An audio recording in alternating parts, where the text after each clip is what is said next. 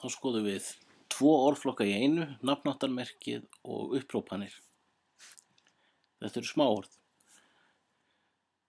Hvað að þér ertu ekki að koma? Þarna kemur orðið að fyrir á 2 stöðum og í annað skiptið er það nafnáttarmerki og í hitt skiptið er það forsetning. Munurinn felst í því að lítur náttúrulega alltaf nákvæmlega eins út, en munurinn á því hvort það flokkast sem nafnáttarmerki eða forsetning fer eftir því hvaða orð kemur á eftir. Ef að beygir fallorð í aukafall, í þessu tilfelli þágufall, þá er það forsetning. Ef að stendur með sögn í nafnhætti, þá er það nafnáttarmerki. Að koma, að detta, að syngja. Hvað er að þér er forsetning, báturinn kom að landi og svo framvegis.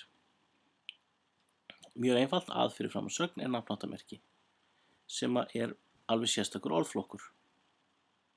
Það er alveg heill orðflokkur í íslensku undir þetta eina orð fyrir framan sagnir. Upphrópanir.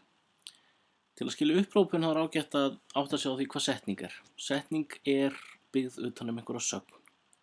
Það er einhver sem eða gerir einhverjum eitthvað. Hann eitthvað, gerir eitthvað eða gerir einhverjum eitthvað. Setningar mynda síðan málsgreinar sem enda á punkti. Stór stafur að punkti er málsgrein og það getur verið ein setning eða margar. Og þá eru notaðar samtengingar til að festa setningarna saman eða komur. Nema hvað? Nú skulum við skoða. Hvað ertu gamall? Þannig setning, vegna þess að það er sögn að vera. Ég er 14 ára. Þannig líka setning.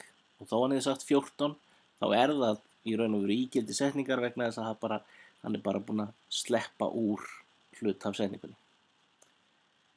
Ég er 14 ára. Ertu með einhver ofnæmi eða áttu að nota gleraugu? Þannig er fleiri en ein setning. Ertu með einhver ofnæmi, áttu að nota gleraugu, 2 setningar. Samtengingin eða á milli. Nei. Hvað er þetta? Þetta er ekki setning. Það er engin sögn í þessu. Og þó við getum haldið áfram og sagt nei, ég er ekki með ofnæmi og ég á ekki að nota gleraugu, að þá er munur á því og þegar ef hann hefði sagt 14 áðan, að nei getur staðið eitt og sér. Það inniheldur alla merkinguna. Nei, og svo hefði komið ég er ekki með ofnæmi, eru í raun og veru eins og 2 setningar. Nema hvað nei er ekki setning. Orð sem þarf ekki setningu til að skiljast eins og nei er upphrópun. Það er bara 1 orð eða 2 orð saman sem kannski 3 í einhverju tilfellum, alveg hugsanlega þetta búa það til. Orð sem að skilst á þess að það sé hluti af setningu er upphrópun.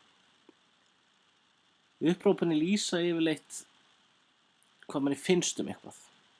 Eins og vá, oj, æ, ef maður meðir sig, æði, öss, nuss og eru þá skrifuð yfirleitt með upphrópunarmerki. Það geta líka verið kveðja, eins og bara hæ, bæ, bless, halló, sjáumst, blessaður. Og þá eru þau líka yfirleitt skrifuð með upphrópunarmerki og þau geta líka verið svar við spurningu, já og nei. Og geta þá stundum verið skrifuð með upphrópunarmerki eða stundum ekki, það er bara eftir hversu ákaft maður er að svara. Upphrópun getur breyst í nafnorð. Til dæmis hér, ef við kaupa ís. Já, já, já, já, nei. Hvað voru mörg já? Þetta er nafnorð. Öll jáin þarna hægra megin eru upphrópanir, svör við spurningunni. En þarna er verið að tala um jáin og þá eru það allir nafnorð. Og við sjáum það alltaf hér að ef maður segir jáin voru allavega fleiri negin, að þarna er maður greinilega með nafnorð vegna þess að nafnorð eru einu orðin sem geta bætt við sig greini. Svarið já sem upphrópun getur aldrei tekið á sig greini. Þannig að ef maður talar um já, þá er það nafnorð, en ef maður notar já, þá er það upphrópun.